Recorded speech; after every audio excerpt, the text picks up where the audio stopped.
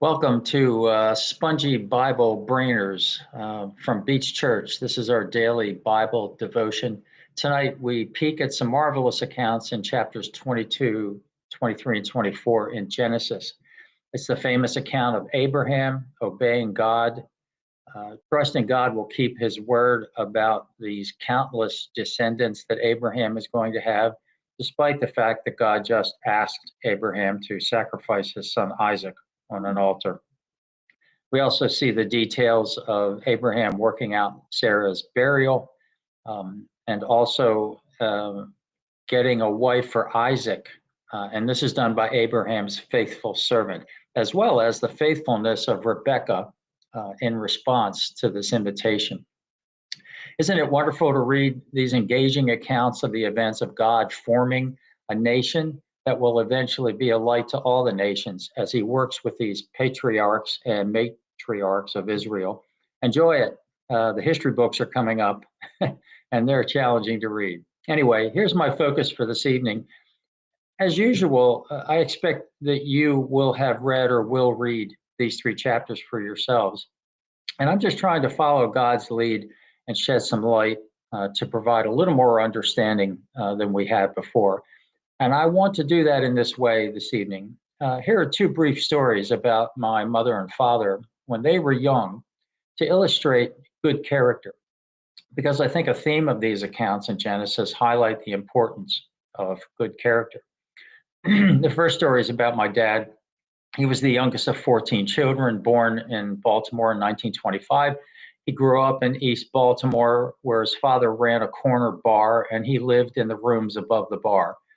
The story is that out on the tough and tumble streets, not far from the wharves of that seaport town, my dad was the only kid on the street who didn't use cuss words.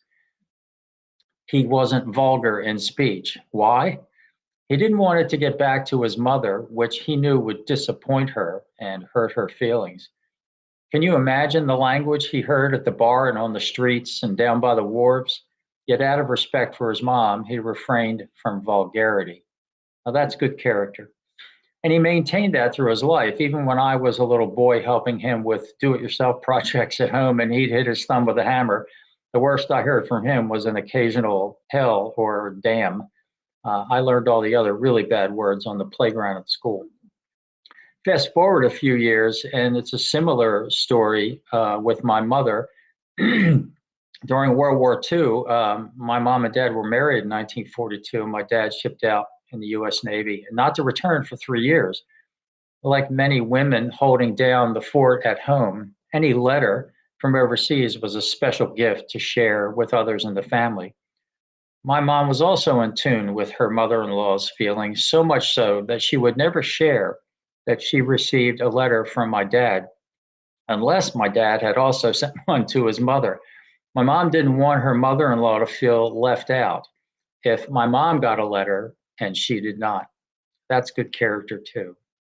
So the characters in today's reading showed similar good character traits of faithfulness, loyalty, and obedience to God and to one another.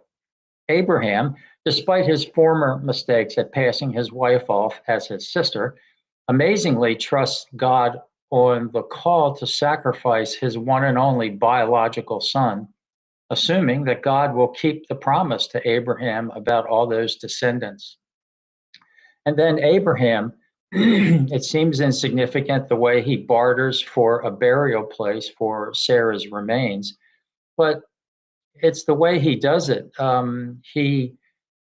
He's responsible to his neighbors. He's honoring his wife. He's trying to keep within local economic traditions. And the outcome of that is not only that he finds a suitable burial place for Sarah, but also that at this point, he's no longer the nomad Abraham. He now owns a piece of land in the promised land. That's an interesting thought. I never noticed that before or gave that any thought. Also, now we switch to Abraham's servant. Remember, he sends a servant out to find a wife for his son Isaac and sends him off to his relative Laban.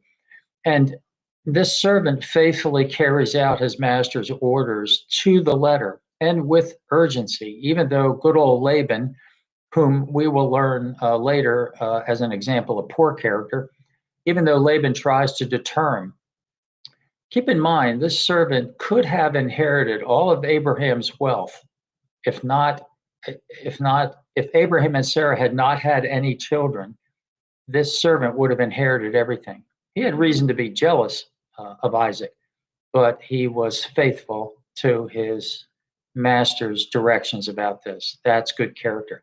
And then we think about Rebecca, her servant hearted, faithful character on full display as she waters the camels and follows tradition in helping strangers, and then trusting the stranger's amazing invitation to walk away from her family to a man she doesn't even know yet to become his wife. Now, that's the kind of character we want to have, and it's the kind of character we would love to pass on to our children, right? But let me add a gospel addendum to this truth. Good character matters, but sin will always trump that. We all have flaws, even the best of us, even people of exceptional character are sinners. And sometimes they make terrible mistakes. A little later on, Isaac and Rebekah will illustrate this with their sons Esau and Jacob. So here's the message. While sin trumps good character, God's grace trumps sin, as God's character is imputed into us through faith in Jesus Christ by the power of the Holy Spirit. And that's the good news this evening. All right, everybody. God bless you. Hope to see you at church.